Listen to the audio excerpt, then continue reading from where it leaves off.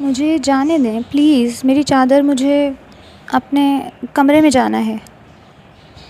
وہ دونوں ہاتھوں کو اپنے سینے پر رکھتے مقابل کو دیکھتے ہوئے بولی تھی، جو اس کے دوپٹے کو ہاتھ پر لپیٹ چکا تھا۔ اگر تم یہ سوچ رہی ہو کہ آج کی رات تمہیں بغیر سزا کے جانے دوں گا تو یہ تمہاری بھول ہے۔ بہت شوق ہے نا تمہیں بارش میں نہانے کا، تو نہاؤ آج میرے سامنے، میں بھی تو دیکھوں۔ سالار شاہ نے اس کا بازو پکڑ کر اسے پھر سے بارش میں دھکا دیا تھا۔ خود وہ سگریٹ سلگاتے ہوئے اسے دیکھنے لگا تھا۔ برستی بارش میں اس کے وجود سے اس کی رعنائیاں واضح ہو رہی تھیں۔ وہ بے خود ہوتا اس کی طرف گیا اور اسپتال کے کوریڈور میں نیم تاریکی تھی۔ وہ ادھر سے ادھر ٹہلتا ہوا بے چینی سے ڈاکٹر کے باہر آنے کا انتظار کر رہا تھا۔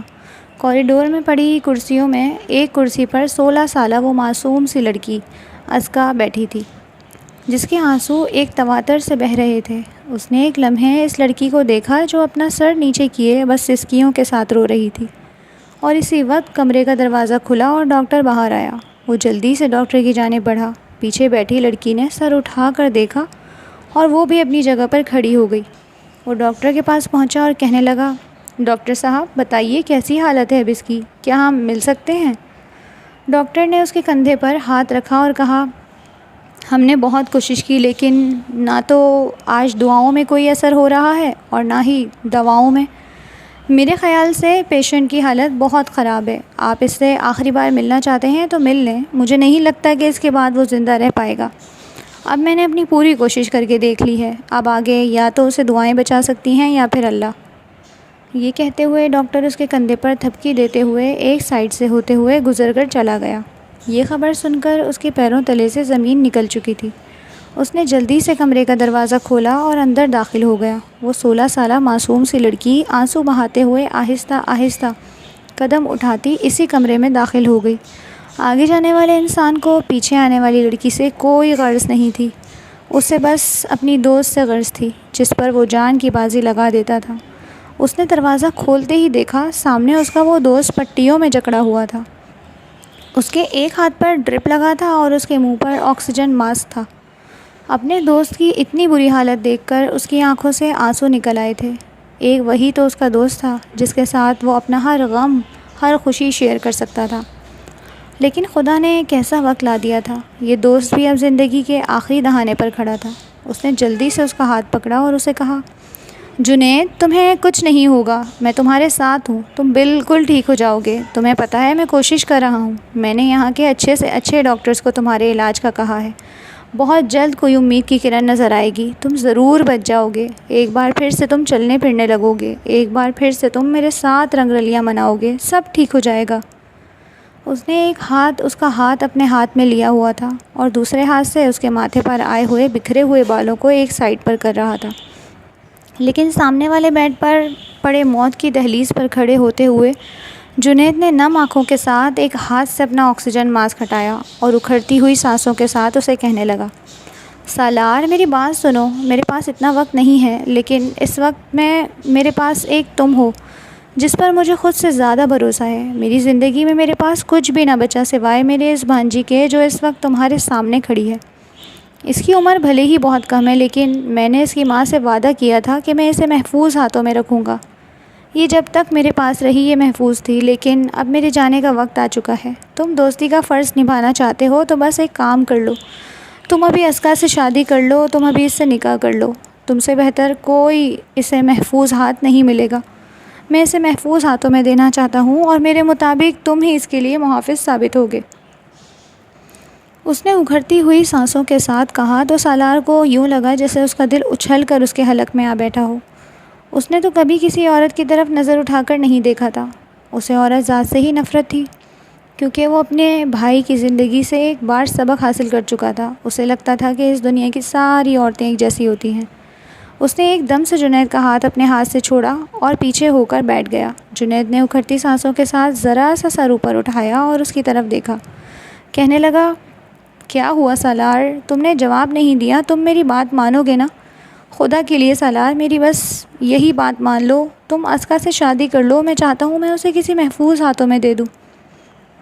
سالار نے ایک جھٹکے سے اس کی طرف دیکھا اور کہنے لگا، دیکھو ازکیٰ مجھ سے بہت چھوٹی ہے اور وہ بالکل ایک بچی ہے، کہاں وہ اور کہاں میں. تم فکر نہ کرو، اگر تم چاہتے ہو کہ وہ محفوظ ہاتھوں میں رہے تو وہ ہمارے گھر میں رہے گی.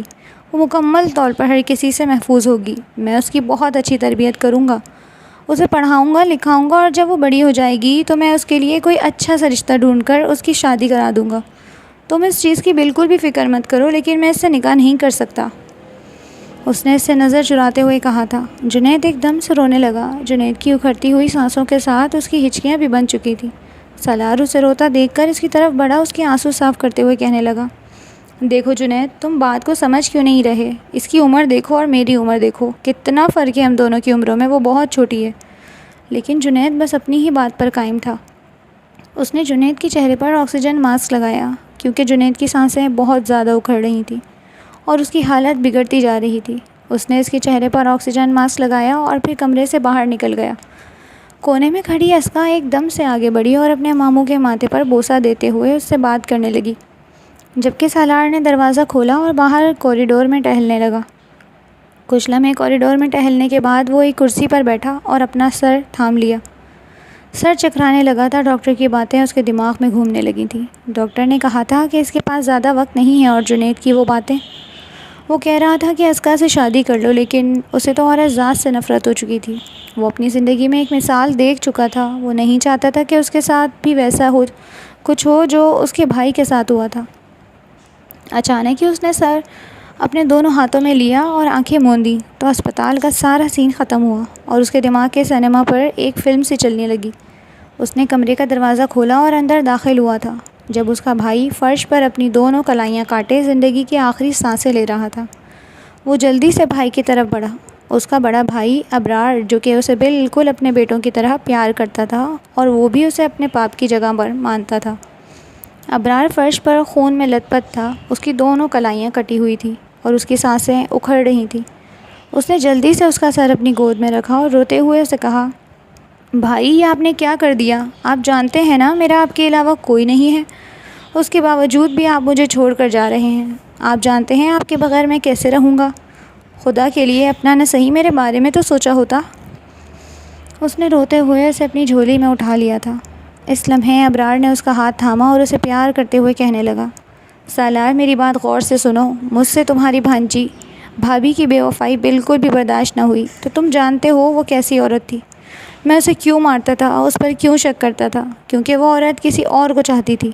میرے ہوتے ہوئے میری ناک تلے وہ کسی اور سے ملنے جاتی تھی. جب مجھے پتہ چلا اور میں نے پوچھا تو وہ میرے سر پر سوار ہونے لگی اور مجھ سے طلاق مانگنے لگی. میں نے اسے طلاق تو دے دی، لیکن اس کے بغیر مجھے جینا ابھی تک نہیں آیا. میں اس کے بغیر نہیں رہ سکتا، اسی لیے میں اپنی جان دے رہا ہوں. لیکن سالار، تم میری ایک بات اپنے دماغ میں بٹھا لو. تم جب بھی کبھی شادی کرنا تو کسی ایسی لڑکی سے شادی کرنا جو بہت معصوم ہو، جسے باہر کی دنیا کی ہوا نہ لگی ہو. اسے تم 7 پردوں میں چھپا کر رکھنا. تم اسے ایسے رکھنا کہ نہ تو وہ باہر کے مردوں کو دیکھ سکے اور نہ ہی باہر کا کوئی مرد اسے دیکھ سکے. تم جانتے ہو جب عورت کو باہر کی ہوا لگ جاتی ہے تو پھر وہ اپنے مرد کے ساتھ کبھی بھی خوش نہیں رہ سکتی. وہ ہمیشہ باہر منہ مارتی پھرتی ہے. عورت میں بے وفائی کوٹ کوٹ کر بھری ہوتی ہے، لیکن جتنا تم اس پر کنٹرول رکھو گے اتنا ہی وہ تمہارے پاس رہے گی. میری یہ خواہش تھی کہ میں اپنے ہاتھوں سے تمہارے سر پر صحرا سجاتا، تمہاری خوشیاں دیکھتا، لیکن شاید قسمت کو یہ منظور نہیں تھا. مجھے معاف کر دینا میرے بھائی. بس میری ہدایت پر عمل کرنا اور آج سے یہ سارا بزنس تمہارا ہوا. تم بس اگلے جہان میں میرے سکون کی دعا کرنا. یہ کہتے ہوئے اس کے بھائی نے آخری ہچکی لی اور جان جانے آفرین کے سپرد کر دی. یہ اس کی زندگی کا سب سے کٹھن دن تھا.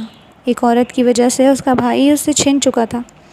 اس روز اسے عورت ذات سے سخت نفرت ہوئی تھی، کیونکہ اس کے بھابھی نے اس کے بھائی کو یوں تنہا چھوڑا تھا، اور وہ تو اس سے ایسی محبت کر بیٹھا تھا کہ اس کے بغیر جینا تک گناہ سمجھتا تھا. اس کے بھائی نے ایک لڑکی کی بے وفائی پر اپنی جان لے لی تھی، اور تب سے وہ عورت ذات کو محض نفرت کی نگاہ سے دیکھتا تھا. اس کے بعد اس نے آج تک کسی لڑکی کو نظر اٹھا کر نہیں دیکھا تھا. نہ ہی اس کے آفس میں کوئی لڑکی کام کرتی تھی. اگر کوئی کرتی بھی تھی تو اسے وہ ہمیشہ دور رہا کرتا تھا. کبھی کسی لڑکی سے اس نے دوستی نہ کی. ابرار کی موت کے بعد وہ بالکل اکیلا پڑ چکا تھا. اسے کچھ سمجھ نہ آتی کہ وہ کیا کرے اور کیا نہیں، لیکن اسے خود ہی خود کو سنبھالنا تھا. باپ تو پہلے ہی اس دنیا سے رخصت ہو چکا تھا، سوائے ابرار کے اس کا اور کوئی نہیں تھا. لیکن اب تو ابرار بھی زندگی چھوڑ کر چلا گیا تھا، اور اب ایک وہی بچا تھا جو اپنے بزنس کو خود ہی چلانا چاہتا تھا، وہ بھی ابرار کی خواہش پر، اور پھر اس کے بعد اس نے اس غم کو اپنے اندر چھپا لیا تھا۔ لیکن آج اسے ایک بار پھر سے اپنے بھائی کی موت کا درد یاد آیا، جب اسے اس کا جان سے عزیز دوست جنید اسی حالت میں مل رہا تھا۔ فرق یہ تھا کہ اس کے بھائی نے خودکشی کی تھی اور ایک عورت کے لیے اس نے اپنی جان لے لی تھی، اور دوسرا یہاں پر ابھی زندگی اور موت کی جنگ لڑ رہا تھا۔ ایکسیڈنٹ کی وجہ سے وہ اس حالت میں تھا اور اسے مرتے وقت وصیت کر رہے تھے۔ ایک نے اسے یہ وصیت کی تھی کہ عورت پر آسانی سے اعتماد نہ کرنا اور کسی معصوم لڑکی سے شادی کرنا اور اسے 7 پردوں میں چھپا کر رکھنا تاکہ وہ کسی کو دیکھ نہ سکے اور تم سے بے وفائی نہ کر سکے، اور دوسرا وہ جو اپنی کم سن بھانجی پیش کر رہا تھا، اسے سمجھ نہیں آ رہا تھا کہ وہ کرے تو کیا کرے۔ وہ اپنا سر تھام کر وہیں بیٹھا رہا۔ کافی دیر یہاں بیٹھنے کے بعد اس نے فیصلہ کن انداز میں اپنا سر اٹھایا اور پھر اپنی آنکھیں صاف کرتا ہوا دوبارہ سے اسپتال کے اسی کمرے میں داخل ہو گیا۔ اس نے ایک نظر جنید کے ساتھ بیٹھی کم سن بچی اسکا پر ڈالی۔ اسکا خاموشی سے سر جھکائے اپنے ماموں کا ہاتھ اپنے ہاتھ میں لے بیٹھی تھی۔ وہ جیسے ہی اندر داخل ہوا، ایک بار پھر سے جنید نے ہاتھ جوڑتے ہوئے روتے ہوئے اسے کچھ کہنا چاہا، لیکن اب کی بار اس کے چہرے پر آکسیجن ماسک تھا۔ اس کی آواز کی سمجھ نہ آئی اور پھر اس نے اپنے منہ سے وہ آکسیجن ماسک ہٹایا۔ اس کی اب سانسیں پہلے سے زیادہ اکھڑنے لگی تھیں۔ اس نے جلدی سے اپنے دوسرے ہاتھ سے ایک بار پھر سے آکسیجن ماسک کو اتارا اور اس کا ہاتھ پکڑتے ہوئے کہنے لگا، تم کیا بول رہے ہو؟ تو وہ کہنے لگا، خدا کے لیے تم اس کی ذمہ داری قبول کر لو، اس سے نکاح کر لو۔ میں چاہتا ہوں کہ میں اپنی زندگی میں ہی اس کا نکاح تمہارے ساتھ کرتا جاؤں۔ یہ کہتے ہوئے اس نے اسکا کا ہاتھ پکڑ کر اس کے ہاتھ پر رکھا اور اس کی سانسیں مزید اکھڑنے لگیں۔ اس نے جلدی سے اس کا ماسک ٹھیک کیا اور پھر اسی وقت نکاح کا بندوبست کر دیا۔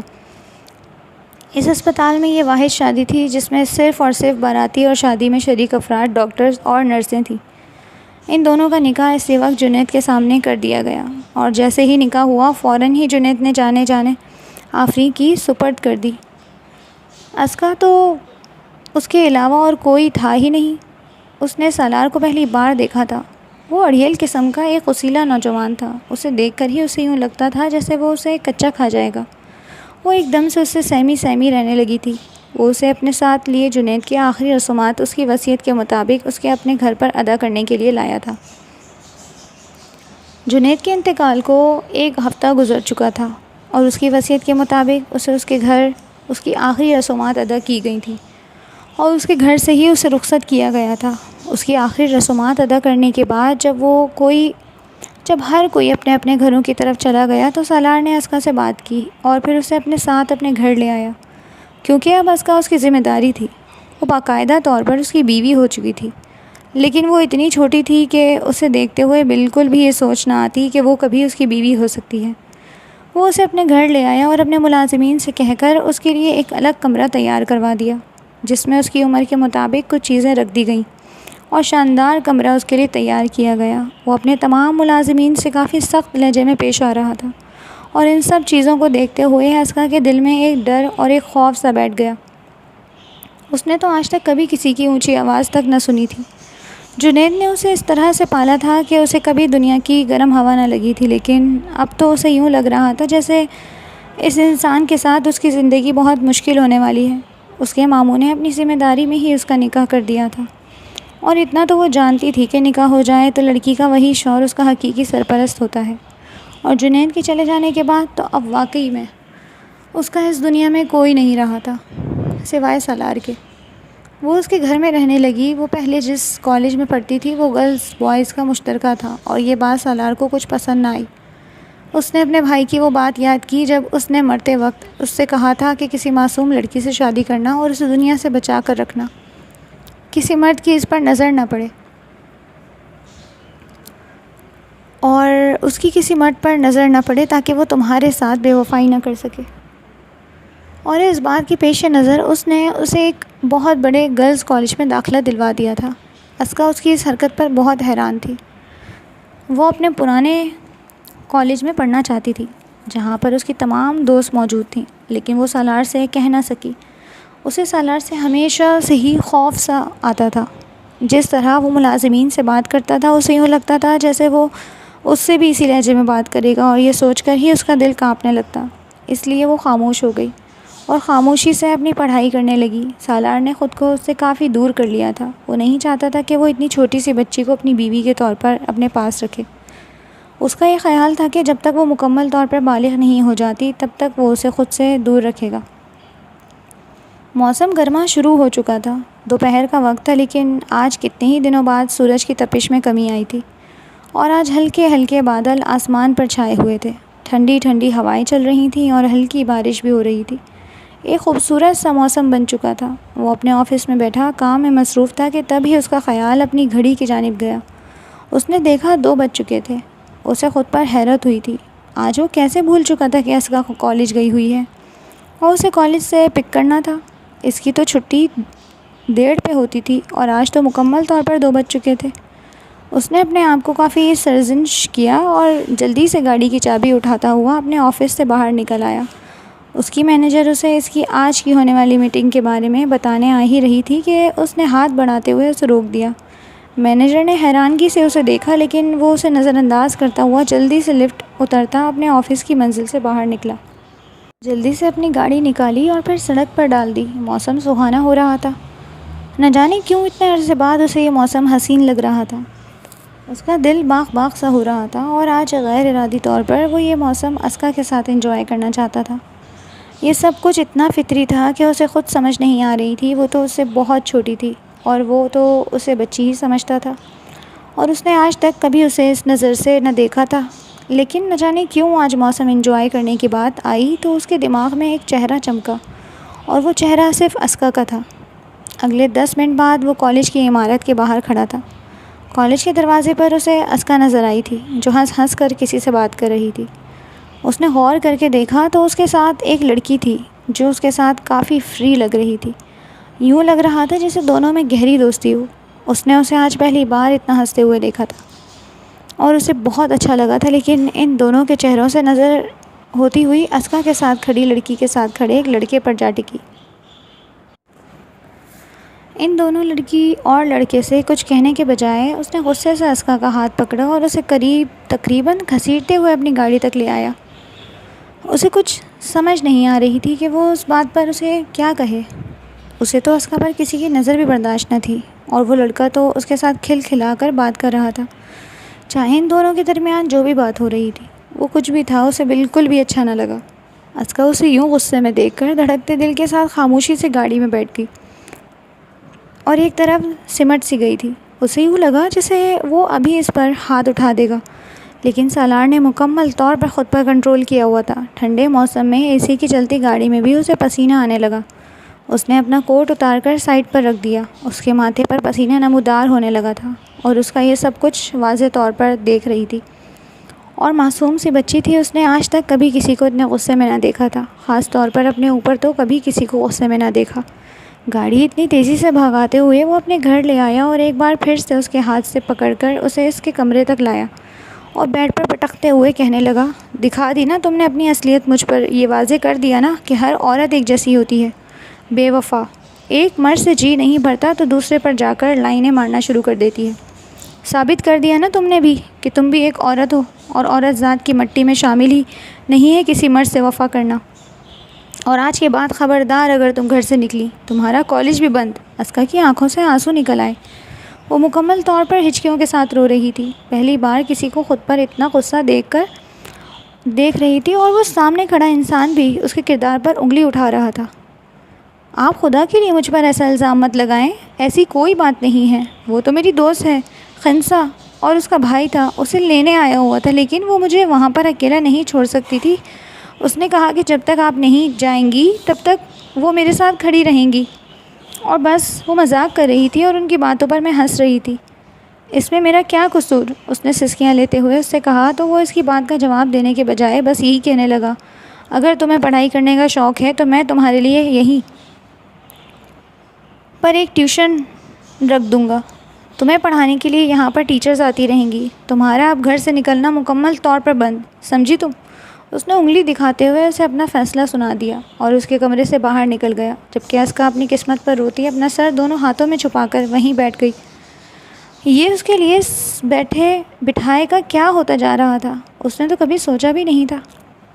3 مہینے گزر چکے تھے۔ یہ 3 مہینے اس نے اپنے گھر بیٹھ کر آنے والے ٹیچرز کے ساتھ پڑھائی کی تھی۔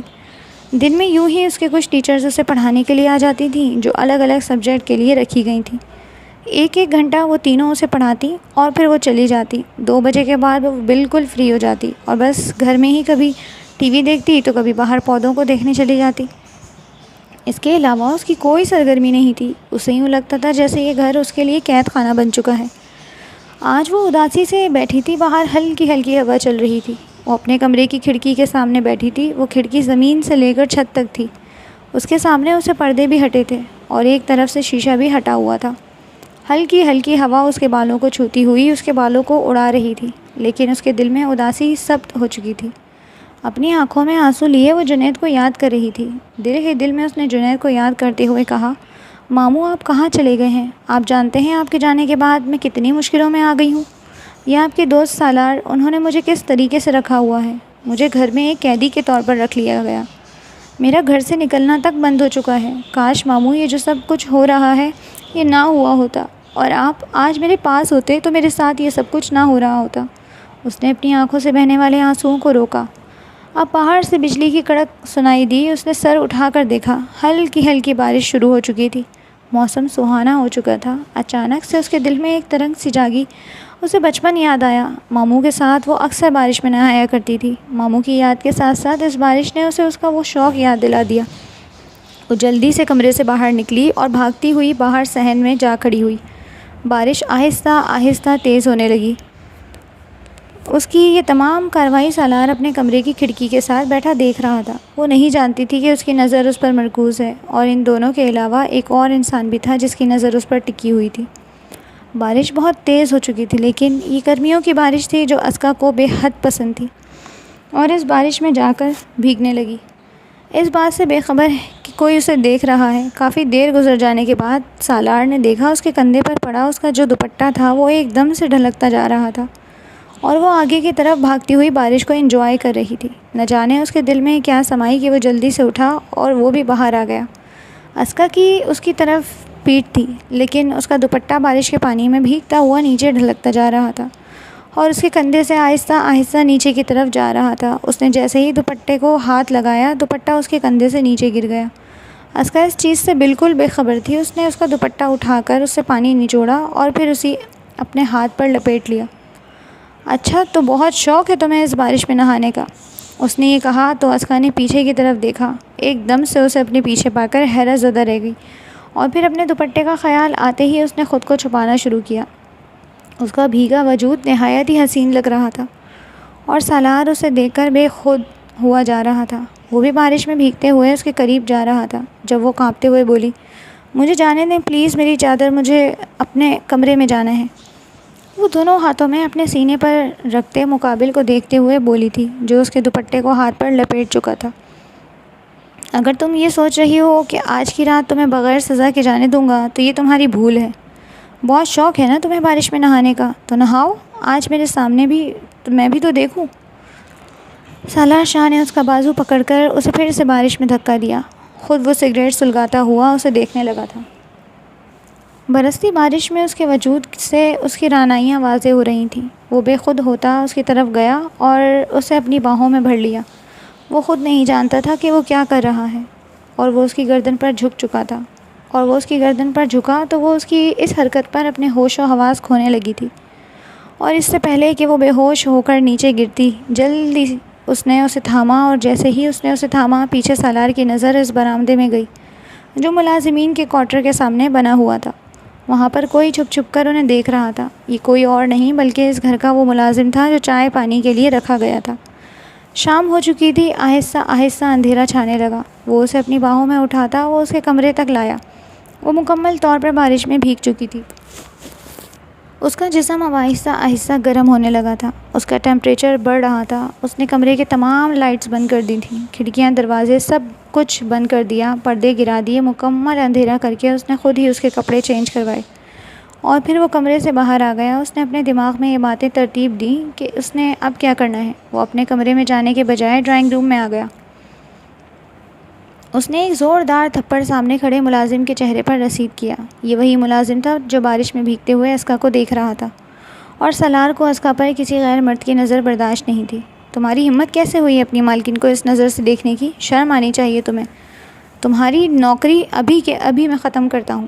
دفع ہو جاؤ یہاں سے، نکل جاؤ۔ میں چاہوں تو تمہیں ابھی کے ابھی موت کے گھاٹ اتار سکتا ہوں، لیکن تمہاری بوڑھی ماں کا سوچ کر میں خاموش ہو گیا، اس لیے دفع ہو جاؤ یہاں سے۔ دوبارہ مجھے اپنی شکل مت دکھانا۔ وہ غصے سے چیخ کر بولا تو وہ دونوں ہاتھ جوڑتا ہوا معافی مانگنے لگا، کہنے لگا صاحب جی خدا کے لیے مجھے نوکری سے مت نکالیں، مجھے اس نوکری کی بے حد ضرورت ہے۔ لیکن اس نے اس کی ایک نہ سنی اور اسے گھر سے باہر نکال دیا۔ اسے گئے ہوئے ابھی ایک لمحہ ہی گزرا تھا کہ پیچھے سے ایک ملازمہ اپنے اوسان خطا کرتے ہوئے اس کی طرف آئیں اور کہنے لگی صاحب جی بی بی جی کی طبیعت بہت خراب ہو گئی ہے۔ میں نے تو انہیں چادر دینے گئی تھی لیکن وہ تو بالکل بھی بے سدھ پڑی ہیں، ان کا سارا جسم بخار سے تپ رہا ہے۔ صاحب جی ان کی طبیعت بہت خراب ہو رہی ہے، آپ جلدی سے کسی ڈاکٹر کو بلا دیجیے۔ اس کی یہ بات سن کر سالار کو یوں لگا جیسے اس کے پیروں تلے سے کسی نے زمین کھینچ لی ہو۔ وہ جلدی سے بھاگتا ہوا اس کے کمرے میں گیا۔ لائٹ آن تھی لیکن اسکا بیڈ پر پڑی تھی، یوں لگتا تھا جیسے اس نے اٹھنے کی کوشش کی تھی لیکن نہ اٹھ پائی تھی۔ سالار نے اس کے ماتھے پر ہاتھ لگایا تو اسکا کا جسم بالکل انگارے کی طرح دہک رہا تھا۔ اسے اس کی بہت پریشانی ہوئی۔ اس نے جلدی سے ڈاکٹر کو کال کی۔ یہ ایک لیڈی ڈاکٹر تھی جو یہاں پر اس نے خصوصی طور پر اسکا کے لیے بلوائی تھی۔ وہ اس برستی بارش میں آئی تھی اور اس نے اسکا کا چیک اپ کرتے ہوئے کچھ دوائیاں لکھ کر دیں جو سالار اسی وقت جا کر لے آیا، اور پھر وہ آ کر اس کے پاس بیٹھ گیا۔ کافی دیر وہ اس کے پاس بیٹھا رہا، ساری رات وہ اس کے سرانے بیٹھا، اس کے معصوم چہرے کو تکتا رہا۔ جیسے ہی صبح کی اذانیں ہوئیں وہ جلدی سے اٹھا، اپنے کمرے کی طرف بڑھ گیا۔ اب اسکا کو آہستہ آہستہ ہوش آنے لگا۔ وہ نہیں جانتا تھا کہ اسکا اس کا چہرہ دیکھ پائے، کیونکہ اس کی وجہ سے ہی تو وہ بے ہوش ہوئی تھی اور اس حالت تک پہنچی تھی۔ اس نے اپنے کمرے میں جاتے ہوئے ایک ملازمہ کو اس کے پاس بھیج دیا تھا، مبادا اسکا ڈر نہ جائے۔ اس واقعے کو ہوئے آج تیسرا دن تھا، لیکن اس کے بعد اس نے آج تک اسکا کو نہیں دیکھا تھا، اور اب آفس سے بھی جلدی آ جاتا تھا اور جانے میں بھی لیٹ کرتا تھا، لیکن اس کے باوجود بھی وہ اس کے سامنے نہ آئی تھی۔ آج تیسرا دن تھا، وہ کافی حیران تھا کہ آخر وہ اس کے سامنے کیوں نہیں آ رہی۔ وہ چاہتا تھا کہ وہ اس کے سامنے آئے، وہ ایک نظر بھر کر اسے دیکھ لینا چاہتا تھا۔ اس کی طبیعت کیسی تھی بس ملازمہ اسے آ کر بتا دیتی تھی کہ وہ ابھی سو رہی ہے یا پھر جاگ رہی ہے، لیکن اس کے سامنے کمرے میں جانے کی اس میں ہمت نہ ہوتی تھی کہ وہ جا کر اس کے کمرے میں اس کا حال ہی پوچھ لے۔ آج تیسرا دن تھا اور اچانک ہی ملازمہ نے آ کر اسے اطلاع دی تھی کہ کوئی احمد نامی لڑکا آیا ہے۔ وہ ڈرائنگ روم میں اس سے ملنے کے لیے گیا تو پتہ چلا کہ وہ کوئی اور نہیں بلکہ اسکا کا چچا زاد تھا۔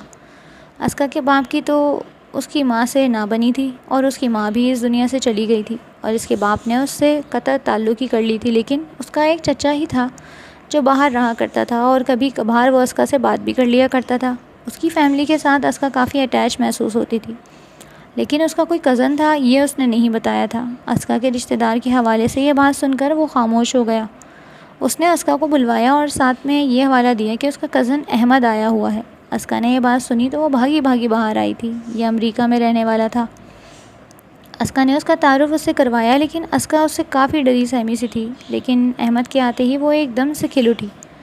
وہ اس کے ساتھ ایسی خوش تھی کہ سالار کو یہ سب کچھ دیکھ کر کافی جیلسی محسوس ہو رہی تھی۔ وہ اپنے ملازم کو تو گھر سے نکال چکا تھا، لیکن اس شخص کو گھر سے نہیں نکال سکتا تھا۔ وہ اسکا سے عمر میں کافی بڑا لگ رہا تھا، لگ بھگ وہ سالار کی عمر کا ہی تھا۔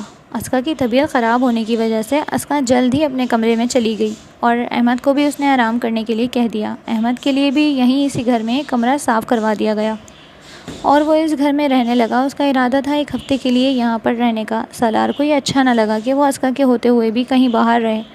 اسکا نے بھی یہی بات ظاہر کی تھی کہ وہ اس کے گھر رہے، چنانچہ وہ یہی رہنے لگا۔ اسکا اپنے کمرے میں چلی گئی اور اس کا کمرہ صاف کیا گیا تو وہ اپنے کمرے کی جانب بڑھ گیا، جبکہ سالار غصے سے مٹھیاں بھینچنے رہ گیا۔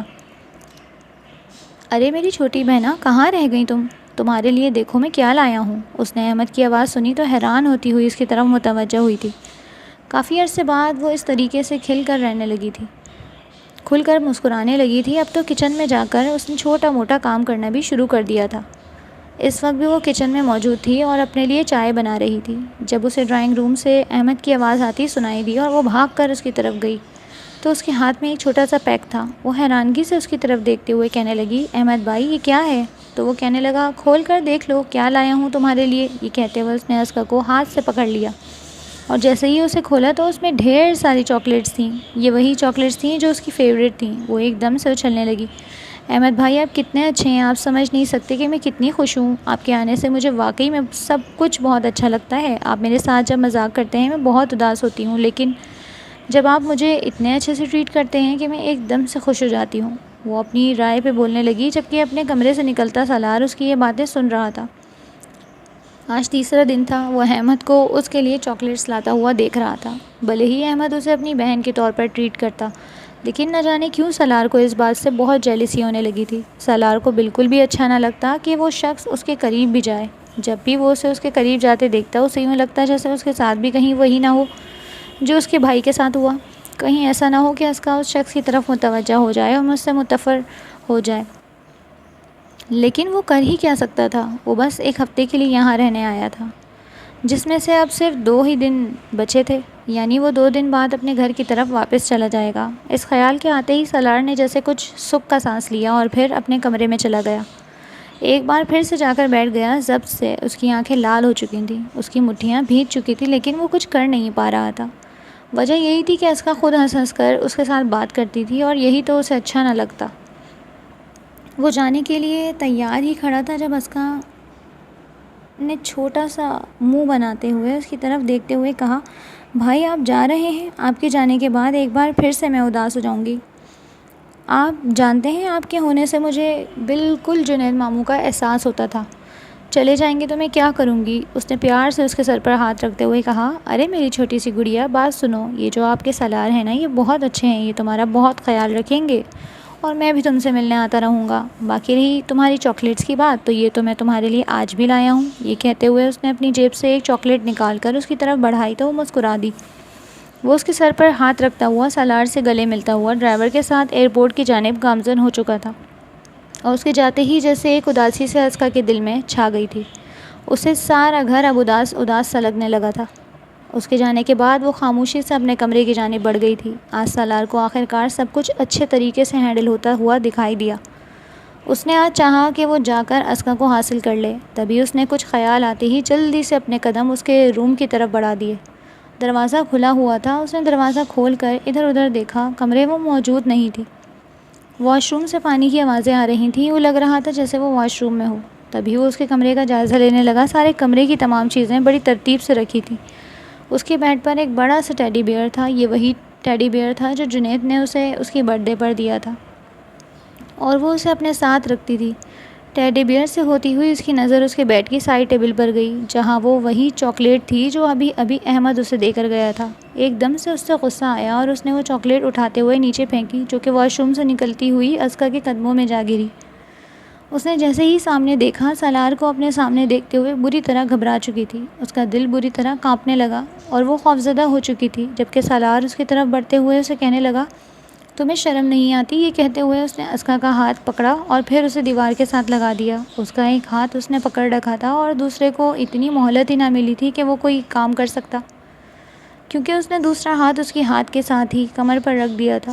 وہ ہل جل نہیں سکتی تھی، لیکن تبھی سالار بڑے ہی غصے کے ساتھ اسے کہنے لگا، یہ چاکلیٹ، یہ تحفے، کیا یہ سب کچھ میں تمہیں نہیں لا کر دے سکتا؟ بتاؤ کیا کمی ہے تمہیں اس گھر میں؟ تمہاری ساری خواہش پوری ہو رہی ہیں، اس کے باوجود تم غیر مردوں کے ساتھ ہنس ہنس کر بات کرتی ہو اور ان سے چاکلیٹس لیتی ہو۔ شرم نہیں آتی تمہیں؟ تم نے ثابت کر دیا کہ ساری عورتیں ایک جیسی ہوتی ہیں۔ یہ کہتے ہوئے اس کے ہاتھوں کی گرفت ڈھیلی ہوئی تو اس نے اپنے دونوں ہاتھ اپنے کان پر رکھے اور اپنی آنکھیں مضبوطی سے بھینچ لیں، یوں جیسے کسی درد کو وہ چھپانا چاہ رہی ہو۔ اسے یوں روتا دیکھتے ہوئے سالار کو حیرت ہوئی اور وہ ذرا پیچھے ہٹا تو وہ دیوار سے لگتی ہوئی نیچے کی طرف لڑک گئی، اور وہ وہیں اپنے دونوں ہاتھ اپنے دونوں گھٹنوں کے درمیان اپنے سر پر رکھے وہ زور زور سے رونے لگی تھی۔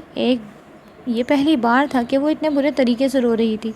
سالار کو اس کا رونا بالکل بھی اچھا نہ لگا۔ ایک دم سے اس کا غصہ اڑن چھو ہوا تو وہ جلدی سے اس کی طرف بڑھا، اس کے آنسو صاف کرتے ہوئے اسے منانے لگا، اسے سوری بولتا ہوا اسے چپ کروانے کی کوشش میں لگا۔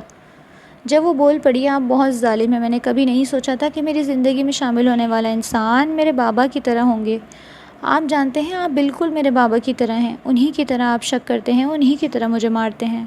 مجھے ٹارچر کرتے ہیں، میرے کردار پر انگلی اٹھاتے ہیں۔ جس طرح امی ان کے طعنے سن کر ان کی مار سہ کر اس دنیا سے چلی گئی تھی نا، ایک دن میں بھی اسی طرح چلی جاؤں گی۔ آپ بہت ظالم ہیں، میں نے تو کبھی بھی ایسے شخص کو اپنے لیے نہیں مانگا تھا، پھر نہ جانے کیوں آپ میرے سامنے لا کر کھڑے ہو گئے ہیں۔ اللہ جانے آپ میری کس غلطی کی سزا ہیں۔ یہ کہتے ہوئے اس نے ایک بار بھی نہ سوچا کہ اس کے سامنے کون سا انسان ہے۔ سالار اس کی یہ بات سن کر جیسے ساخت سا ہو گیا۔ وہ پہلی بار اس کے سامنے بول پڑی، اور اس نے جو الفاظ اس نے اپنے منہ سے ادا کیے تھے وہ سالار کو خنجر کی طرح لگے تھے۔ کچھ دیر وہ اسے یوں ہی بیٹھا دیکھتا رہا، پھر خاموشی سے اٹھا اور اس کے کمرے سے باہر نکل آیا۔ اچانک اس کے دل میں ایک درد کی لہر اٹھی، وہ درد بڑھنے لگا تھا۔ وہ اپنے کمرے میں جانے کے بجائے اپنی اسٹڈی روم میں آ گیا۔ وہ جب بھی پریشان ہوتا اسی اسٹڈی روم میں آ جاتا، یہاں اسے بہت سکون ملتا تھا۔ بیٹھے بیٹھے وہ سوچنے لگا تھا، کافی دیر اپنے آپ کو اس کی باتوں سے کمپیئر کرنے کے بعد اسے احساس ہوا کہ وہ واقعی میں کافی شکی مزاج بن رہا ہے۔ وہ اس کے ساتھ ہی اپنے دوست کے ساتھ جو اس کی تحفظ کا وعدہ کیا تھا وہ بھی نہیں نبھا پا رہا تھا، کیونکہ وہ اپنے دوست کی اس بھانجی کے ساتھ کیسا سلوک کر رہا تھا، اسے ذہنی طور پر ٹارچر کر رہا تھا۔ وہ معصوم اگر یہ نہ سوچتی تو اور کیا سوچتی؟ اس نے ایک دم سے کھڑے ہوتے ہوئے کچھ سوچا اور پھر خاموشی سے اسٹڈی روم سے باہر نکل گیا۔ اسے اب سمجھ میں آ چکا تھا کہ اسے کیا کرنا ہے۔ وہ ڈائننگ ٹیبل پر بیٹھا تھا جب ملازمہ اس کے سامنے ناشتہ سجانے لگی۔ اس نے ناشتہ سرو کرتی ملازمہ سے کہا، جاؤ اسکا بی بی کو بلا لاؤ۔ تو وہ کہنے لگی، اسکا بی بی کہہ رہی تھی کہ وہ نہیں آنے والی، وہ ناشتہ نہیں کر رہی، لیکن اس نے سختی سے کہا تو وہ ایک بار پھر سے جا کر اسے بلا لائی۔ وہ آئی تو اس نے اسے بیٹھنے کے لیے کہا اور پھر دونوں ایک ساتھ بیٹھ کر ناشتہ کرنے لگے۔ ناشتے کے دوران کوئی بات چیت نہ ہوئی، لیکن جیسے ہی ناشتہ مکمل ہوا اس نے اسے کہا، تم اٹھو، میں تمہارا داخلہ کروا دیتا ہوں۔ یہ کہتے ہوئے وہ اسے اپنے ساتھ لے گیا۔ وہ حیران تھی، یہ کایا پلٹ کیسے ہو چکی تھی۔ وہ خاموشی سے اس کے ساتھ گاڑی میں بیٹھ گئی۔ وہ ایک بار پھر سے اس کا داخلہ کالج میں کروا چکا تھا۔ جب وہ آج کالج سے واپس آئی تو اس نے دیکھا وہ اس کے لیے موبائل اور سم لے آیا تھا، اور اس سے کہا کہ تم پر جو میں نے پابندیاں عائد کی تھی وہ سب کچھ نہ جانے میں نے کیا سوچ کر کی تھی، مجھے معاف کرنا، وہ سب کچھ میں نے غلط کیا، لیکن اب تم پر کوئی پابندی نہیں لگے گی، تم آزاد ہو، تم اپنی زندگی جی سکتی ہو۔ یہ کہتے ہوئے وہ کمرے سے باہر نکل گیا، اور اس کے بعد وہ بالکل بھی اس کے قریب نہ آتا، نہ اس سے کوئی بات کرتا، نہ ہی اس کے کسی معاملے میں ٹانگ اڑاتا، بس اسے پڑھائی کی تلقین کرتا اور خاموش ہو جاتا۔ حقیقت یہ تھی کہ اسے لگنے لگا تھا جیسے وہ اب اسکر سے محبت کرنے لگا ہے، اور اس محبت میں وہ اسے قید نہیں کرنا چاہتا تھا۔ وہ چاہتا تھا کہ وہ اڑے، وہ اڑان بھرے اور اپنے خواب پورے کرے، اور اس کے لیے اس نے اسے مکمل طور پر آزاد کر دیا تھا۔ دن یوں ہی گزرنے لگے تھے۔ اسکا کو اب حیرت ہوتی تھی، وہ جو پہلے والا خوف جو اس کے دل میں بیٹھ چکا تھا اب یوں لگ رہا تھا جیسے ختم ہوتا جا رہا ہے، اور اسکا کے لیے یہ خوشی کی نوید ثابت ہو رہا تھا۔ وہ جیسی زندگی چاہتی تھی اسے ویسی زندگی مل رہی تھی۔ 1 ماہ ہو چکا تھا وہ اس سے مکمل الگ تھلگ تھا۔ اس 1 ماہ میں اس نے اسکا سے کھل کر بات نہ کی تھی، اور نہ ہی اسکا اس سے ملی تھی، مگر آج اسکا نے کالج سے چھٹی کی تھی کیونکہ وہ سالار سے بات کرنا چاہ رہی تھی۔ ابھی وہ اس کے انتظار میں تھی کہ وہ آفس سے واپس آیا اور اسے نظر انداز کرتا ہوا ملازمہ کو چائے لانے کا کہہ کر اپنے کمرے میں چلا۔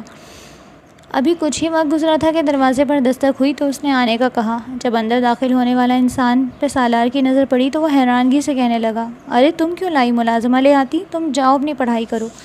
تو وہ اس کے قریب بیٹھتے ہوئے کہنے لگی کہ آپ کی طبیعت خراب ہے؟ تو اس نے مختصر سا جواب دیا، سر درد ہے بہت، اور پھر رخ پھیر گیا۔ اسکا نے کہا، لائیں میں دبا دیتی ہوں، لیکن اس نے نفی میں سر ہلاتے ہوئے کہا، نہیں آرام آ جائے گا، تم جاؤ۔ مگر اسکا نے کہا، میں بہت اچھا دباتی ہوں، جنید ماموں کا بھی سر دباتی تھی تو وہ بالکل ٹھیک ہو جاتے تھے۔ یہ کہتے ہوئے اس نے اس کا سر دبانا شروع کیا۔ سالار اس کی اس پیش قدمی پہ حیران تھا۔ کچھ لمحے بعد وہ بولی، آپ سے معذرت کرنی ہے، آپ بالکل بھی میرے پاپا جیسے نہیں، آپ بہت اچھے ہیں۔ اس روز نہ جانے میں آپ کو کیا کیا بول گئی، مگر سچ تو یہ ہے کہ اگر آپ نہ ہوتے تو میں آج یہاں نہ ہوتی، میں تو مر گئی ہوتی، آپ بالکل بھی پاپا جیسے نہیں۔ یہ کہتے وہ دکھی ہوئی تو سالار نے اپنا ہاتھ بے اختیار اس کے ہاتھ کی جانب بڑھایا اور اس نے اس کا سر دبانا چاہا۔ دباتا ہاتھ اپنے سینے پہ رکھتے ہوئے کہا، میں نے بھی بہت غلط کیا تمہارے ساتھ، میں کسی اور کے کیے کی سزا تمہیں دے رہا تھا، مجھے ایسا نہیں کرنا چاہیے تھا۔ وفا تو ہزاروں کے درمیان بھی مل جاتی ہے، اور نہ ملے تو 7 پردوں میں بھی نہیں ملتی۔ اس کی اس بات پہ اس نے مسکراتے ہوئے اپنا سر سالار کے سینے پہ رکھا، ساتھ ہی اس کے منہ سے سالار نے یہ الفاظ سنے، آپ ہمیشہ مجھے اپنے لیے وفادار پائیں گے۔ میرے دل میں سب سے پہلا گھر جو بنا اس میں بہت بڑے تخت پہ آپ بڑے ہی حق سے برجمان ہیں۔ اس کی اس بات پہ سالار کے چہرے پہ مسکراہٹ دوڑ گئی۔ محبت کی پہلی پیش قدمی ہو چکی تھی۔ اس کا سر درد کہاں چلا گیا تھا وہ بھی نہیں جانتا، بس جانتا ہے تو اتنا کہ آج اس کی زندگی مکمل ہو چکی تھی۔